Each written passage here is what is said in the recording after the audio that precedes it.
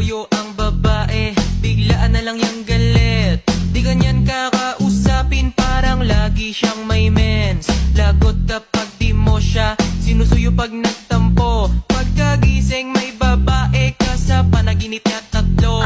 Mag-sorry ka agad, dinikis mo siya ng hard. Tas magsabi ka wag ka nang magalit, please my love. Kapag pikon siya ng sagad, bigyan mo lang ng prize. At syempre hug mo siya tapos ikis mo ang kamay. Pag may toyo pa rin kahit na pinakilig, lagyan mo ng asin, mantika, bawang at betchin. Sabi ko baby I'm sorry, sabi niya Sorry mo mukha mo. sabi ko baby